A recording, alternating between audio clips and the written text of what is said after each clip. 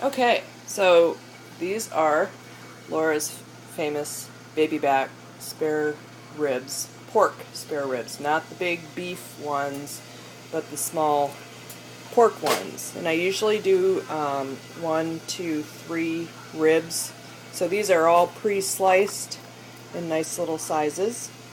And these are the spices that I use. I use red pepper, cayenne pepper, I use onion powder, and I use garlic powder, not garlic salt, garlic powder.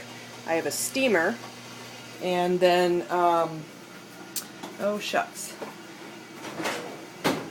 we're going to put the ribs in the steamer, and then what I do is I steam them for about 4 hours. And what happens is when you wrap them in the tin foil and steam them with the spices on it, the fat comes off, so you're left with just the meat, and they're nice and tender. So I take sesame oil and Tabasco sauce, and normally you use a brush, but since I don't have one, I'm going to use my fingers. I've washed my hands. Sesame oil is a huge secret to my ribs. It smells fabulous. And I take a whole bunch of Tabasco sauce. So that's the liquid stuff. And then we're going to tear off, hold on, we're going to tear off a piece of tin foil, and I am out. You have to make sure that you have the tin foil pieces long enough so that you can wrap them. And the careful thing is that you have to make sure that you do not poke the tin foil with the bone. So, got a nice big piece of tin foil here. I'm going to grab my first piece of meat.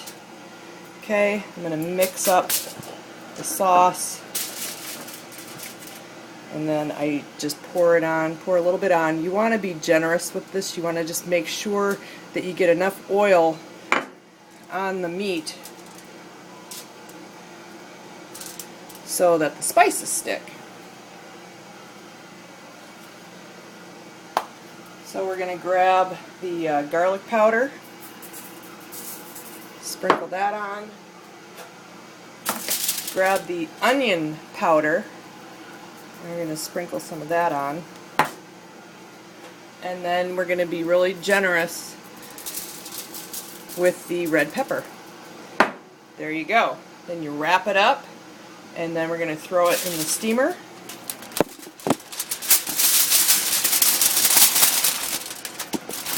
So I usually roll the top down, and then I very carefully fold the sides up. You want all the juices to stay inside the tin foil. And then very gently lay it in the steamer. And then we're going to carry it over, and we're going to put it in the pot. And you can see the steam already starting up. We're going to put the lid on, and I keep the little latch closed so that you have lots of steam going on. And once the water starts boiling, I usually turn it way down. I'll even leave the house for an hour or two and just let it cook, but I check on it usually like every hour because you have to put more water in the base depending on how high you have the temperature. So just constantly check the water level and make sure you just have lots of water going on in there. And then once you've done that for 4 hours, you know or 3 to 4 hours, and you'll know they're done because the meat will, you can see the bone. You just unwrap them, and you buy your favorite barbecue sauce, and you throw them on the grill for maybe 5 minutes aside, and they're delicious. Enjoy.